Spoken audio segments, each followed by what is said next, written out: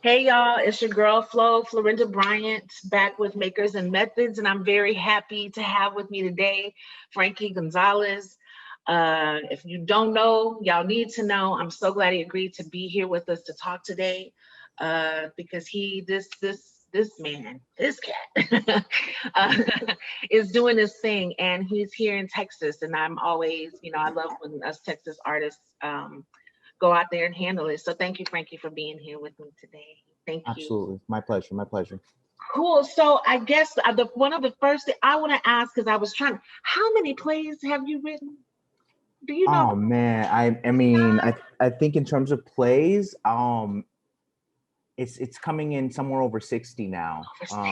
Over 60 plays, yeah. In terms of full lengths, that's about 8 or 9, but I've written about 60 plays total. That is amazing, because you're not only an artist, you're also a father, you're a husband, you're doing all of the work. So that's what I want to know. How do you make your magic? How do you do what you do? Insomnia. Yeah, no, it's an interesting thing, trying to find the balance, and sometimes you don't get it right in terms of finding the balance, because life just shifts on you. Sometimes you're not going to be doing as much writing as you would like to. Sometimes you are not as present as you want to be with your family. Sometimes you neglect certain duties and everything. But for me, what I try to do, or what I did while I was still working like a job, 9-to-5 job, is I would go to work, I'd come back home, spend some time with my family, and then from around the hours of 11 p.m. till about 3 a.m., write as much as I can, go to sleep at 3 a.m., wake up at 7 or 8, and then go to work, and that would be what I would do. It's getting harder as you get older, as everyone does, but that's what I had done up until I got my first writing room job.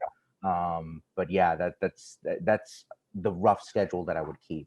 But there will be times where sometimes you don't write at all, but and there is no writing for a few months, and then sometimes where you get a full play out in a day. And other times where it just takes forever. But yeah. That's the rough scheduling. This is rough scheduling. So a question that I like to ask people, and thank you for sharing that. One thing that I'm going to take with me is that before we got to This Is the Life part of your phase, there was the hustle phase. And I think that, it's important for us to, sometimes you have to have that day job, and you have to, figure out how to work your magic. So thank you for saying that. Do you remember, when did you first fall in love with theater? Do you remember this? Yeah, or with writing, theater, or with art, or how writing and art? Yeah, it's like there's two big moments. The two big ones. One was in Queens, New York, when I was 5. My uncle had left his Walkman in my mom's place, and I found that Walkman, and I grabbed that thing and I ran away with it. And I listened to it, and it turned out to be the Notorious B.I.G.'s Ready to Die.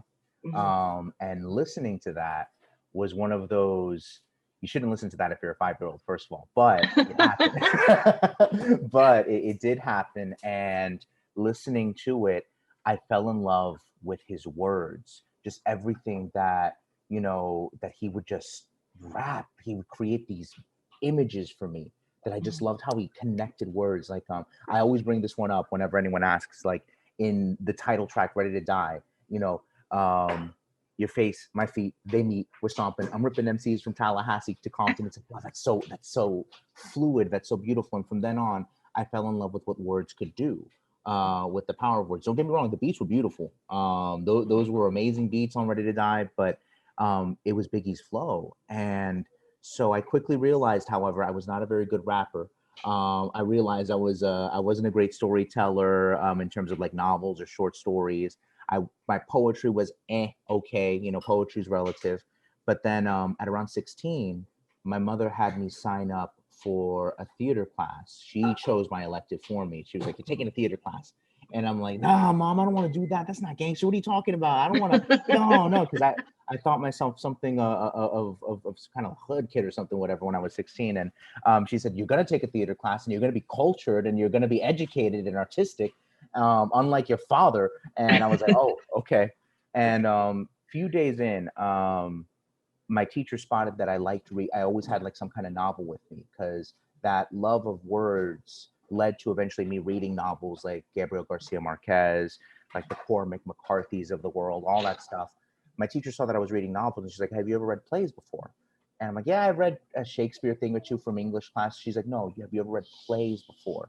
And she handed me 3 plays, and that's it. I fell in love with theater, and that was the thing that I wanted to do for the rest of my life. It was 6 characters in search of an author by Luigi Pirandello, Federico Garcia Lorca's Blood Wedding, and Samuel Beckett's Waiting for Godot.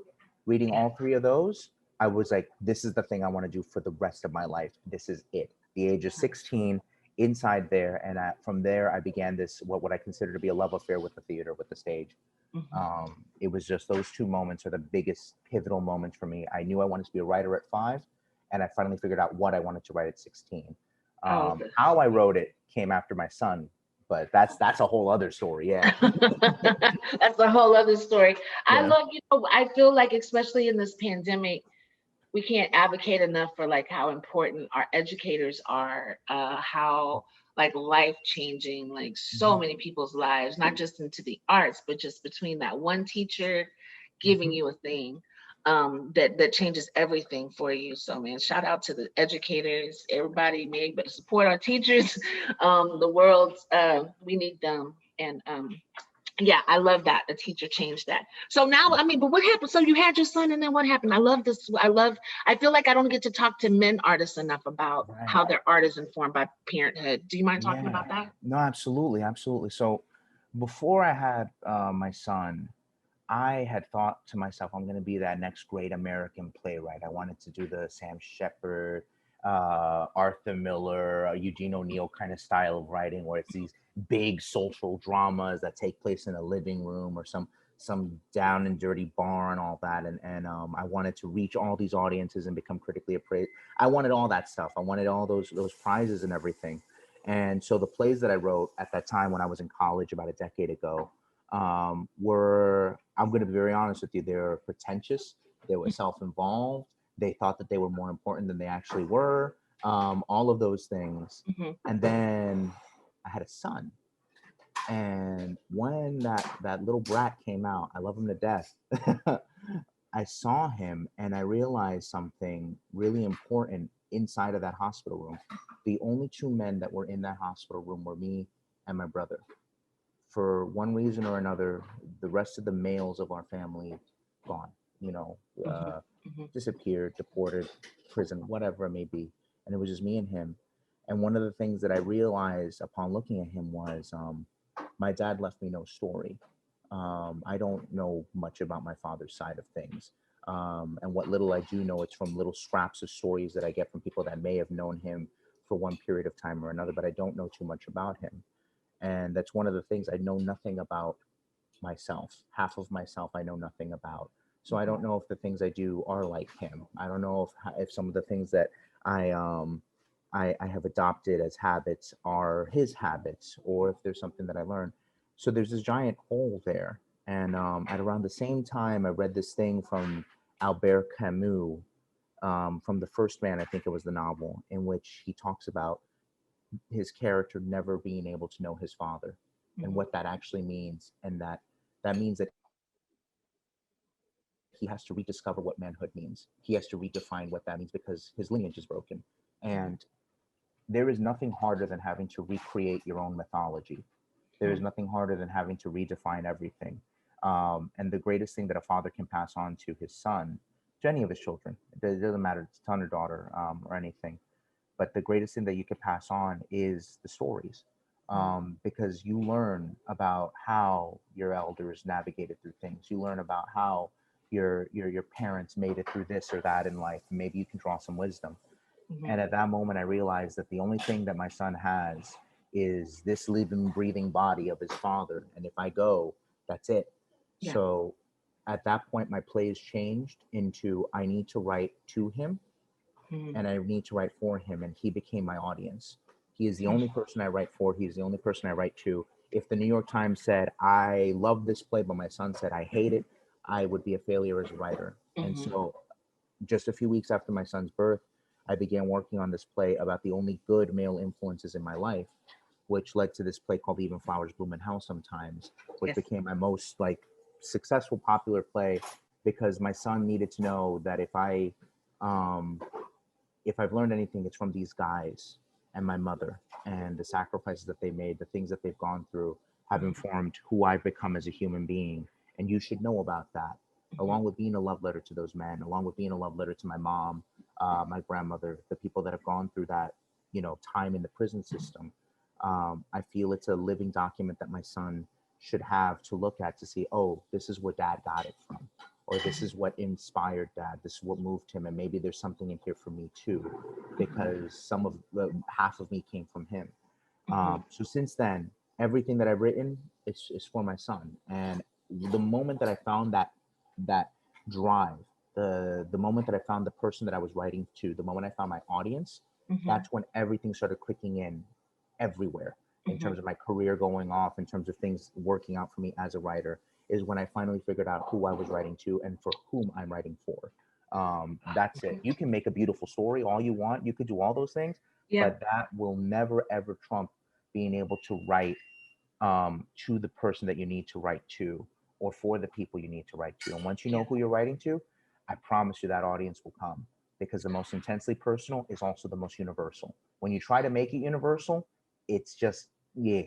But when you Yeah. make it so totally you that only you can tell it, everyone wants to be a part of it. It's a strange thing, but it's what happened. And so that's what fatherhood did for me, was it finally let me figure out who I am as an artist, and that is someone writing love letters to the next generation, because I have no love letters from my dad. Um, Oh my goodness. That's it was Scriptworks. Shout out to Christy Moore. Y'all look up Scriptworks, where I was introduced to your work, and they were like, I was like, dramaturg, what? And I could not quite like, because I've sat like I go back. I am not formally educated, so I learn from other artists. Like I got it, I get it. I'm in the room, like I'm watching all constantly, and it and I'm so glad to hear you say. I was like, that's what it is. It's there's I was like, what is it? Like, what's that jet? Like, what is the thing in there? What's in the sauce? And it's love. And it's mhm. love. And that's so important. I was gonna ask you, what advice do you have for playwrights, myself included? He just dropped the knowledge. Know who you're talking to. Yeah. I get it. Oh my goodness. So, and when you're following in love, I guess that changes, or I wonder how it informs how you find your nuggets. Like, how do you go Yeah. about finding a story? Does it just Yeah. come to you? Do you like how do you find your So topics?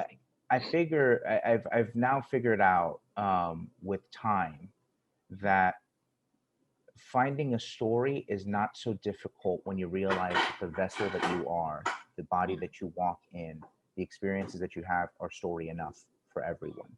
Mm-hmm. Um, if you want to get down to like the pure technical terms, there's things like the hero's journey where it follows like maybe six narratives. And there's, and that's really the path of humanity. And that really kind of is true. We all follow some similar path. It can vary the details of it, but there's usually an arc. Mm-hmm. And when you know that the beginning and end point is birth and then death, everything in between is just, fluff. Mm-hmm. So it's kind of like, oh, well, my story is good enough. There's a kind of acceptance that you have to have of yourself and a love of yourself.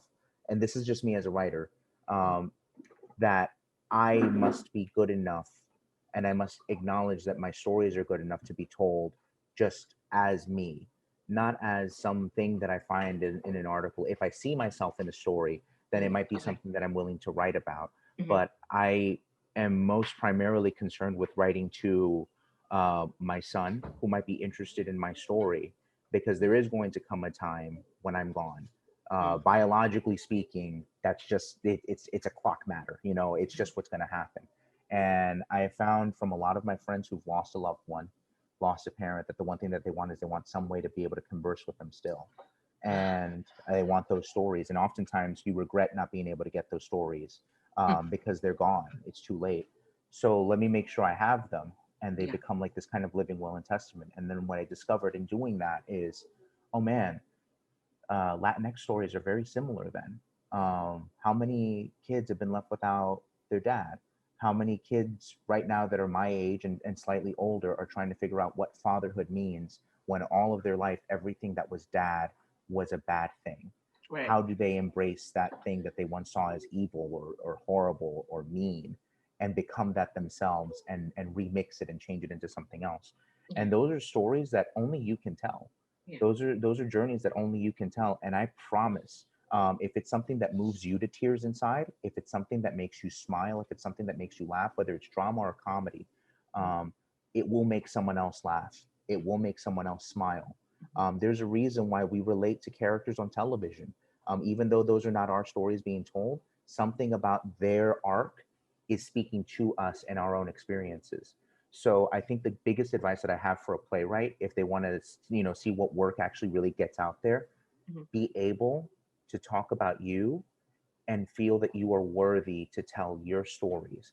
They don't have to be nonfiction. They can be fictionalized. Tennessee Williams was very famous for always doing different incarnations of his mom on stage in The Glass Menagerie, Streetcar Named Desire, even Cat on a Hot Tin Roof. You see like different versions of his mom or his Southern upbringing, but they're still his truth. They're still how he viewed the world. They're still how he saw things, with Brick, with all his characters. And that's really what you should do as well. Be able to be okay with telling your story and know that your story is worth seeing, know that your story is interesting, and that writing it is not only a great first step toward getting yourself seen as a playwright, but it's also a great first step in starting to either break cycles, learn to triumph over, or start to find ways forward. Especially when you start working with other actors, when you start working with directors and everything, who see different things in the story that you wrote that you didn't even see before yourself. So that would be the advice that I have. Give yourself permission to be honest. Give yourself permission to love yourself enough to say my story's worthy. And the moment you give yourself that praise, that encouragement, the praise and encouragement from everyone else follows from there. See, I know some of y'all think I do makers and methods to help the world, but no, it's for me, because it's so I'm like, I'm getting my life right now. So getting my life right now. I have another question for you, and thank you for that gift of wisdom and sharing your experience. I feel like we are changing how we're artists in the world. Like our artistic lineage. They had to do it a little different, and it's somewhat refreshing to hear you talk about love, to hear you talk about healing. And so thank you for that. My next little question for you is what is your get hype, bring you joy jam? I do like to ask artists this, like that one, that jam that gets you going. And I know it may be hard to give me just one, but like, what's a go-to, like, hey, I gotta. It's a really funny thing, and I don't know if this is something like it's a millennial thing or something, but I am what I call a melancholy optimist. A melancholic optimist, yeah. So yeah, right, exactly. It's where it's like, yo, I'm still kind of sad, but I have hope. Despite the sadness, I have hope. So I listened to this guy from the UK, actually. He played Grey Worm on Game of Thrones. Jacob Anderson. His name is Raleigh Ritchie. And I've been listening to a lot of his music to just get me, all right, yeah, I can acknowledge that I'm really, really not great right now, but I have to keep going. So like there's songs like Stronger Than Ever. There's, songs like Sad Boy, Little Me, all those different songs that he's done. He's made 2 albums. He's really great. Time in a Tree. But then the other thing, if I'm really needing to like just get really, I mean, you just put on some Busta Rhymes, Biggie Small, you put on that whole East Coast, like Wu-Tang Clan, just like, just go straight through and and hit that bombastic boom bap East Coast hip hop that my uncle introduced me to. Big pun, the just like big horn, something that has a giant horn section, or just like, you know, I live for the funk. Just all that, all that, just go real crazy with that kind of music. If I'm really needing to like just get myself like ready to go. But if I'm needing to like find that artistic inspiration, it's usually that kind of like melancholic optimism stuff, because that's kind of what I write toward anyway, is melancholic optimism. Nice, like, because we got to have hope. Yeah, we got to have hope, because only with hope is like the joy possible, and I'm all about the joy in today's world. Well, my last question, and again, dropping so much knowledge, and I'm so grateful. It's like, yes, a shout out to that late 90s East Coast. Yes, I feel you. But my last question for you is, Sharon Bridgeforth is one of my mentors. She has a podcast that calls Who Your People Is. And, you know, I think in the South, we always wonder, like, who your people, who your mama, who is your artistic crew? Like, who's in your artistic lineage? If like, how do you roll? Do you have that? Yeah. Your artistic community, even there, because you're in Fort Worth, right? I'm over in Dallas, Fort Worth. Yeah, just north of Dallas. I mean, it really depends, because you kind of shift and morph depending on where you are, you know, depending on what place you're in. So like, there's my New York family, there's my Chicago family, there's my Los Angeles family, there's my Dallas family, all of those. There's even my Austin family, you know. I'll always love Scriptworks, love them. Teatro Vivo, they gave me a home out there.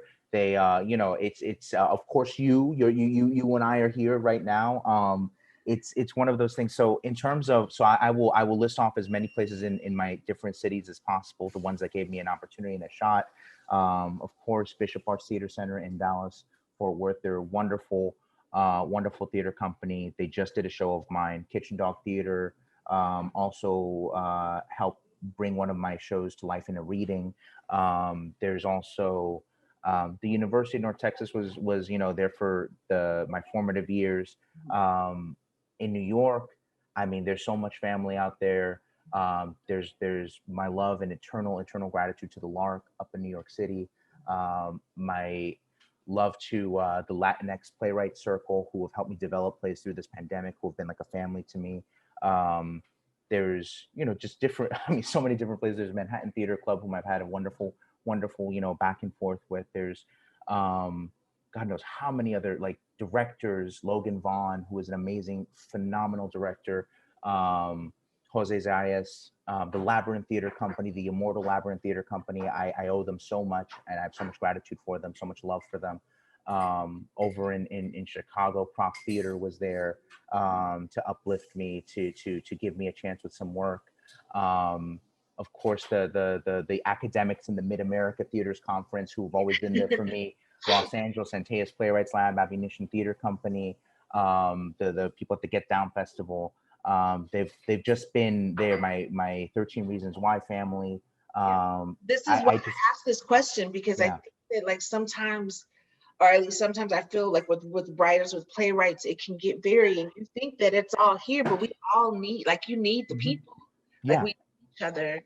And so I like, you know, thank you for shouting out these places, because people think like somebody out there making it happen by themselves, and it's like, no, you have to have the love and the support. Yeah, no, it's all family. If you're not, I look at theater and the thing that theater has granted me, because my mother, God bless her, she was a single mom, and we really didn't have that much relations with our family. What I'm looking for as an artist is the family that I didn't get to have. And when you are looking, if you study, because I love to study success stories, I love to study those who have become quote unquote successful, you will see universally that every single successful playwright, every single successful director has a relationship with a specific group, a specific theater company. Yes, their name will eventually exceed the theater company. Their name eventually, you know, becomes bigger than just that theater company or those artists that they collaborated with frequently. But they always do. The one that's coming so clearly to mind right now, Stephen Abigirgis and the LAByrinth Theater Company. They're connected. You know, that's an unbreakable bond. There's my son. There's Eugene O'Neill, and I think it was the Cape town. I can't remember the specific theater company Yeah. that he would do all his work through. And it just happens that way where one artist or artists are working together and they find their family and that family uplifts them and you all rise together. There is no such thing as the pull yourself up by the bootstraps, Lone Ranger kind of person that goes out there. That's a fiction. That's a lie told to you so that you can mistrust others. You are looking for your family. Your journey as a theater artist is to look for family so the family can make something beautiful. And then when that family makes something beautiful, everyone else is like, how did you do it? That's amazing. That's magical. But it all comes back to love. It all comes back to community. You can't be by yourself. You can't. It's too difficult. It's too hard, and it's impossible because without a family there, who's really going to be looking at anything at all? Honestly, it's your family that comes out for you. It's your family that creates with you, and it's your family that will be there for you always. So I need those families. Whenever I go to a city, I'm looking for family. That's all I do. That's all that it's about. You go in, I'm not looking to get produced. I'm looking for my family. I'm looking, just like how in Austin, my family's now Carl Gonzalez and the whole crew that did it with Teatro Vivo and everything for the Latinx Playwrights Festival. That's family now, and I can go to them and they can come to me too. It's a two-way street. That's what it's all about. That really is. Thank you so much for talking to me. Thank you so much for being a part of my family. Absolutely. I'm watching you. I'm seeing you. I'm wishing you mad love and continued success in everything you do. And thank you for continuing, to reach back and teach the people. We're grateful. Blessings to you and your beautiful family. And we will catch you all next time for another episode of Makers and Methods. I'll holler at you later, homie. Bye. Have a great one.